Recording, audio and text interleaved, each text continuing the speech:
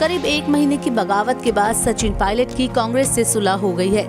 अपनी बगावत को पद और प्रतिष्ठा की बात कहने वाले सचिन पायलट ने सोमवार को कांग्रेस अध्यक्ष सोनिया गांधी, राहुल गांधी और प्रियंका गांधी से मुलाकात की। कांग्रेस की ओर से कमेटी का गठन किया गया, जो कि पायलट की सभी समस्याओं का समाधान करेंगी। इन वादों के साथ ही सचिन पायलट मान गए और जल्द ही वो कांग्रेस में किसी बड़े पद पर दिखाई दे सकते हैं। आज सचिन पायलट ने सारे पदों से हटाए जाने के बाद अपनी बात रखी। सचिन पायलट ने कहा कि हमने कुछ सवाल उठाए थे, जिसके बाद कमेटी का गठन किया गया।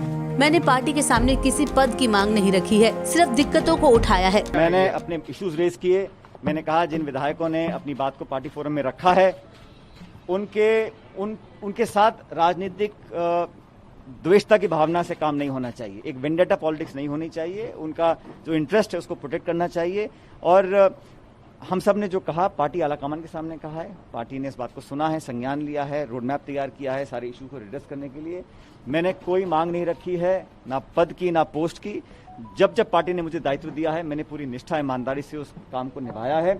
आगे भी जो काम पार्टी देगी मैं करने को तैयार हूं, लेकिन मैंने अपनी तरफ से कोई मांग पार्टी से नहीं। वहीं इसके अलावा मतभेद के दौरान अशोक गहलोत द्वारा कई अपशब्द कहे जाने पर सचिन पायलट ने कहा कि सीएम गहलोत ने जो कुछ भी कहा वो सुनकर बुरा लगा, लेकिन मैं उनकी तरह ऐसी भाषा का प्रयोग नहीं कर सकता। हमें पार्टी के कार्य में जो भी दिक्कतें आएंगी हम उन्हें जरूर उठाएंगे। मैंने अपने परिवार से अपने जीवन में कुछ संस्कार हासिल किए हैं, और कितना भी मैं किसी का विरोध करूं, वो कोई भी नेता हो, किसी दल का हो, मेरा कट्टर दुश्मन भी अगर हो, किसी और दल में भी हो, तब भी मैंने कभी इस प्रकार की भाषा का उपयोग नहीं किया।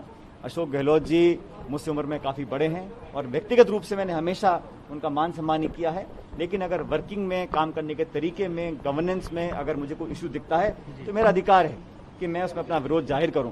लेकिन मुझे लगता है कि जिस प्रकार की टीका टिप्पणी हुई, जिन शब्दों का प्रयोग किया गया, दुख तो हर इंसान को होता है, मैं भी इंसान हूं, लेकिन उसको अब मैं समझता हूं मैं उस पर रिस्पॉन्ड करूं वो उचित नहीं है। पब्लिक डिस्कोर्स में एक संवाद और एक शालीनता और एक लक्ष्मण रेखा होनी चाहिए, और मैंने अपने 20 साल के जीवन में कभी उस लक्ष्मण रेखा को पार नहीं किया, इसलिए मैं उस पर कोई टिप्पणी नहीं करना चाहता हूं। लेकिन इतना जरूर कहना चाहता हूं कि जिस प्रकार के आरोप लगाए गए, जिस प्रकार की बातें बोली गई, आज वो सब सच दुनिया के सामने आ चुका है। बता दें कि राजस्थान में सियासी ड्रामे के बीच अब इस बात पर मंथन होगा कि सचिन पायलट की सम्मानजनक वापसी कैसे हो। पार्टी की ओर से उन्हें केंद्रीय नेतृत्व में कोई पद दिया जा सकता है। ऐसे में राजस्थान में अशोक गहलोत सीएम बने रहेंगे, लेकिन ऐसा भी माना जा रहा है कि सचिन पायलट के करीबियों को मंत्रिमंडल में बड़ा पद मिल सकता है। फिलहाल अभी इस पर कोई आधिकारिक घोषणा नहीं हुई है।